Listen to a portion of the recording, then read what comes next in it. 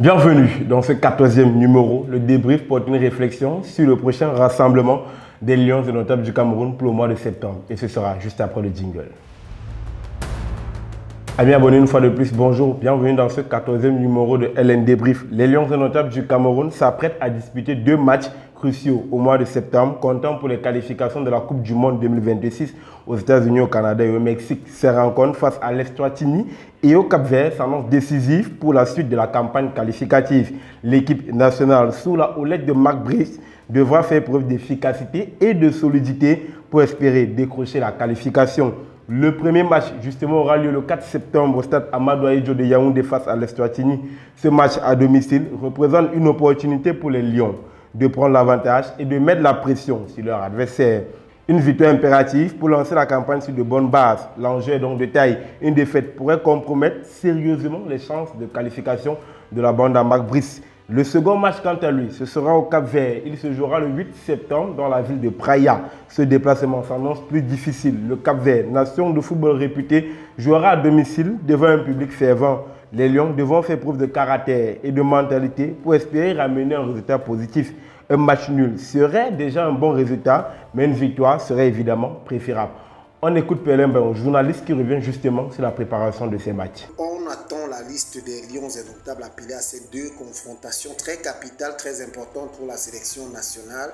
On a l'impression qu'on reste dans la guéguerre entre le MINSEP et la FECAFOOT parce que nous sommes à quoi? Pratiquement 8 jours, puisque le premier match c'est le 4 septembre à Yaoundé. Jusqu'ici, mercredi à 15h, on n'a pas encore de liste. C'est véritablement inquiétant. Maintenant, quelles seront les clés de la préparation des Lions indomptables? Il faudrait déjà qu'il y ait cette liste et que les joueurs qui seront appelés véritablement soient les joueurs qui ont déjà 2 ou 3 matchs en jambes dans leurs différents championnats, puisqu'il y a des championnats qui ont débuté il y a quelques semaines.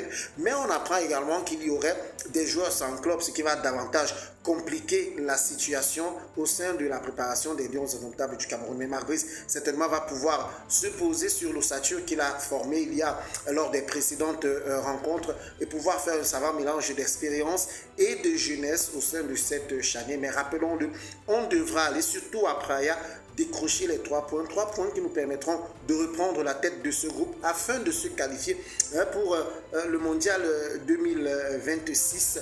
Pour cela, déjà, une bonne partie de ces Lions doivent être des joueurs qui déjà sont en compétition et des joueurs qui n'auront pas beaucoup de temps pour se préparer. Le sélectionneur Marc Brice devra faire de bons choix tactiques et composer une équipe compétitive. La question de la sélection des joueurs est donc cruciale. Quels joueurs seront convoqués? Les cadres habituels seront-ils présents?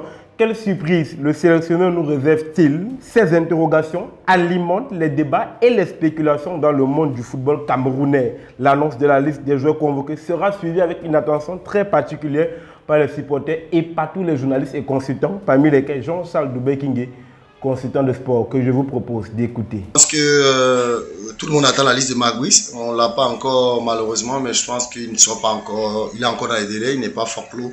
Maintenant, quels seraient les bons profils? Je ne sais pas. Mais ce qui est sûr, c'est qu'on va voir une grosse ossature. Si on n'a pas forcément les joueurs blessés, on aura le gros œuf de ce que nous avons déjà rencontré, notamment les cadres, ceux qui étaient notamment pas lors de l'Africa Week. Maintenant, on espère véritablement avoir des nouveaux joueurs qui se sont quand même montrés très intéressants, notamment avec ce début de saison. Je parle bien des joueurs comme Kofane, des joueurs comme Carleta Young, qui représenteraient le présent et bien entendu le futur de cette équipe nationale du Cameroun. Donc, les profils, je pense que la chance qu'on a cette année, et depuis quelque temps, c'est que les joueurs camerounais sont en train de revenir à un bon niveau, la quasi-totalité. C'est vrai que notre gardien numéro 1, même si je m'en fais pas, parce que voilà, les explications ont été données au sujet de sa mise sur le banc, et il revenait de blessure, donc il n'a pas encore pleinement récupéré. Donc, je pense que Marc Brice va rester logique avec ses décisions, notamment avec ses hommes forts, mais j'espère véritablement qu'on pourra intégrer des joueurs qu'on a vus, pourquoi pas Batum, qui a été très intéressant, pourquoi pas des joueurs comme Naguia, que j'ai trouvé très intéressant. Aujourd'hui, on a Castelletto, malheureusement, qui s'est exilé dans un championnat dit exotique. On a Ngade qui joue plus, qui est blessé, et depuis quelques temps, on a Bouyemo qui joue, donc on verra bien les associations. C'est vrai que Castelletto, on parle de Christopher Wu également poussé vers la sortie.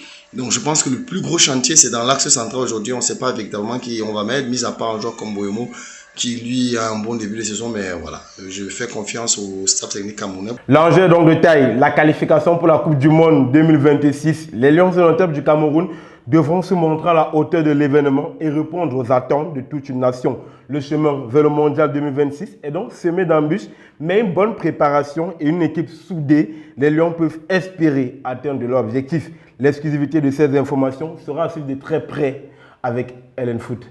Amis abonnés, merci de nous avoir écoutés pour ce 14e numéro. On reste connecté sur les plateformes LN Foot pour suivre évidemment les résultats et les performances de nos Lions indomptables.